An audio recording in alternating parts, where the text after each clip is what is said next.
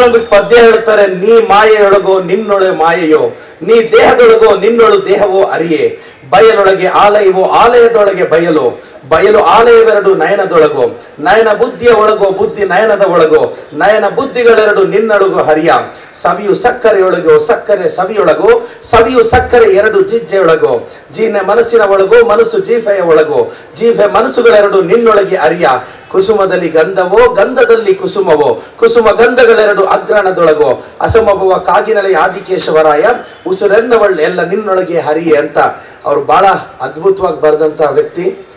ಅವ್ರನ್ನ ಸ್ಮರಿಸ್ತಾ ನಾನು ಈ ಸಮುದಾಯದ ಮುಖಂಡರನ್ನೆಲ್ಲರೂ ಮಕ್ಕಳಿಗೆ SLC ಓದೋ ಮಕ್ಕಳಿಗೆ ಡಿಗ್ರಿ ಅವ್ರಿಗೆ 1000, 2000, 3000 ಸ್ಕಾಲರ್ಶಿಪ್ ಕೊಡ್ತಿದ್ದೀನಿ.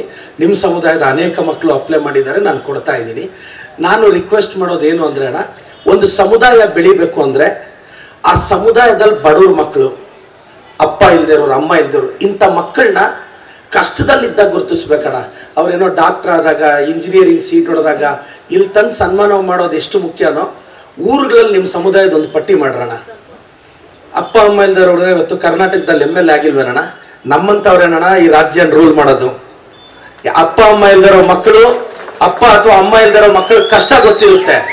ನಿಮ್ಮ ಸಮುದಾಯದಲ್ಲಿ ಅಂತ ಮಕ್ಕಳು, ತಂದೆ ಇಲ್ದಿರೋ ಮಕ್ಕಳು, ತಾಯಿ ಇಲ್ದಿರೋ ಮಕ್ಕಳು ಇರ್ತಾರೆ, ಅವ್ರದ್ದೊಂದು ಪಟ್ಟಿ ಮಾಡಿ ಅಂಥ ಮಕ್ಕಳನ್ನ ಗುರುತಿಸೋಣ.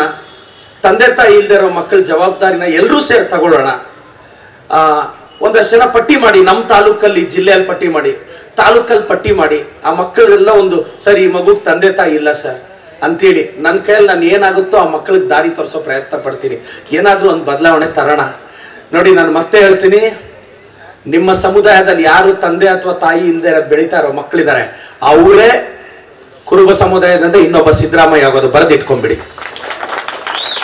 ನಾನು ಮೊನ್ನೆ ಹಳ್ಳಿಗೆ ಹೋದಾಗ ದ್ವಾರಗನಹಳ್ಳಿ ಅಂತ ಹೋದೆ.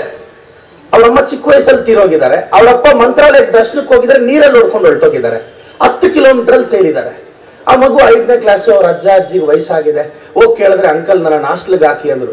ಇಮಿಡಿಯೇಟ್ ಆಗಿ ಹಾಸ್ಟೆಲ್ ಸೇರಿಸಿ ಬಂದೆ. ತುಂಬಾ ಚೆನ್ನಾಗಿ ಓದ್ತಾಳ ಹುಡುಗಿ. ಹೆಂಗ್ ಬರೀತಾಳೆ ಅಂದ್ರೆ ಯಾವ ಇಂಗ್ಲಿಷ್ ಮೀಡಿಯಂ ಅವರು ಬರೆಯಲ್ಲ ಹುಡುಗಿ, ಹ್ಯಾಂಡ್ ರೈಟಿಂಗ್ ಬರ್ದಂಗೆ ಅಷ್ಟು ಚೆನ್ನಾಗಿ ಓದ್ತಾಳೆ. ಆ ಹುಡುಗಿ ಮಾತಾಡೋದು ನೋಡ್ಬೇಕು. 5ನೇ ಕ್ಲಾಸು. ನೀವು ಇಂಗ್ಲಿಷ್ ಮೀಡಿಯಂ ಸ್ಕೂಲ್ ಮಕ್ಕಳು ಮಾಡಿಸಿ ಬೆ ಅಂತಾರೆ. ಅವ್ರಿಗೆ 2.5 ಲಕ್ಷ ಫೀಸ್ ವರ್ಷಕ್ಕೆ. ಬಡವ್ರ ಮಕ್ಕಳು. ಆ ಮಗು ನನಗೆ ಗೊತ್ತಿರೋ ಪ್ರಕಾರ ಅನ್ನಿಸ್ತು ಬೆಳೀತಾರೆ, ಒಂದು ಲೆವೆಲ್ಗೆ ಹೋಗ್ತಾರೆ. ಆ ಮಗುನ ಕರ್ಕೊಂಡೋಗಿ ಗೌರಿಬಿದನೂರಲ್ಲಿ ಹೋಗಿ ಅಡ್ಮಿಷನ್ ಮಾಡಿಸ್ದೆ. ನನಗೆ ನಂಬಿಕೆ ಇದೆ ಹುಡುಗಿ ಡಾಕ್ಟರ್ ಆಗ್ತಾಳೆ, ಗ್ಯಾರಂಟಿ. ನಾನು ಮಾಡ್ತೀನಲ್ಲ, ನಾನು ಇದೀನಲ್ಲ. ನನಗೆ ಈ ಸಮುದಾಯದ ಲೀಡರ್ಸ್ನ ನಾನು ಒಂದೇ ವಿನಂತಿಸೋದು, ಅಣ್ಣ ನೆಕ್ಸ್ಟ್ ನಮ್ಮ ಏನು ಜಯಂತಿ ಇದೆ ಆ ಭವನದಲ್ಲಿ ಮಾಡ್ತೀವಿ. ಆವತ್ತಿಗೆ ನಮ್ಮ ತಾಲೂಕಲ್ಲಿ ಅಪ್ಪ ಅಮ್ಮ ಇಲ್ದಿರೋ ಮಕ್ಕಳದೊಂದು ಪಟ್ಟಿ ಮಾಡಿ, ದಯವಿಟ್ಟು ಅಪ್ಪ ಅಮ್ಮ ಇಲ್ದಿರೋ ಮಕ್ಕಳದ್ದು ತಾಲೂಕಲ್ಲಿ ಮಾತ್ರ ಪಟ್ಟಿ ಮಾಡಿ ಅಣ್ಣ. ಜಿಲ್ಲೆ ಎಲ್ಲ ಕಷ್ಟ ಆಗುತ್ತೆ ನನಗೆ. ನಾನು ಪಟ್ಟಿ ಮಾಡಿ ನೆಕ್ಸ್ಟ್ ಜಯಂತಿಯಲ್ಲಿ ಆ ಮಕ್ಕಳಿಗೆ ಯಾವ ಥರ ದಾರಿ ಮಾಡ್ಕೊಡ್ಬೋದು ಅಂತ ನಾನು ಮಾಡ್ಕೊಡ್ತೀನಿ. ಎಲ್ರಿಗೂ ಒಳ್ಳೇದಾಗ್ಬೇಕಮ್ಮ. ನಾನು ಈ ಸಮುದಾಯದವ್ರಿಗೆ ಹೇಳೋದಿಷ್ಟೇ, ಚೆನ್ನಾಗಿ ಓದಿ, ಚೆನ್ನಾಗಿ ಓದಿ ಬರ್ತಾಳೆ.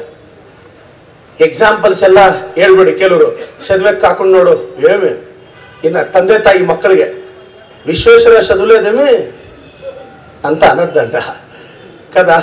మీరు వాళ్ళ టీవీ పెట్టుకొని రూమ్లో బిడ్డ చదువు అంటే చదివేదాక మీరు టీవీ ఆఫ్ చేయాలి రోజు పొద్దు.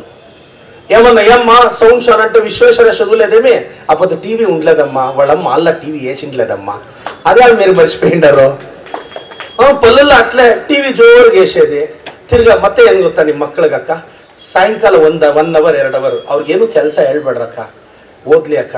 ನಿಮ್ಮ ಮಕ್ಕಳಕ್ಕ ನಿಮ್ಮ ಥರನೇ ಕೂಲಿ ಕೆಲಸ ಮಾಡಿಕೊಂಡು ಅಕ್ಕ ನಿಮ್ಮಷ್ಟು ಈಗ ನೋಡಿ ನಮ್ಮ ತಾಯಂದ್ರು ಡಿಪೋ ಅಕ್ಕಿಯಲ್ಲಿ ಜೀವನ ಮಾಡ್ತಾರೆ, ಮನೆ ಮರ್ಯಾದೆಯನ್ನು ಕಾಪಾಡ್ತಾರೆ. ತಂದೆ స్థానంలో ఇరోరు కష్టాన సుఖాన 1000-2000 వస్తుంది, బిడ్డలకు మంచి బొట్లు కొనిస్తారు. ನಾಳೆ ಬೆಳಗ್ಗೆ ನಿಮ್ಮ ಮಕ್ಕಳು ಹಂಗೆ ಬೆಳೆಯಕ್ಕೆ ರೆಡಿ ಇರಲ್ಲ. ಅದಕ್ಕೆ ಅವ್ರಿಗೆ ಚೆನ್ನಾಗಿ ಓದಿಸ್ರಣ. 1-2 ಅವರ್ ಸಾಯಂಕಾಲ ಅವ್ರನ್ನ ಓದಕ್ಕೆ ಅವಕಾಶ ಮಾಡಿಕೊಡಿ.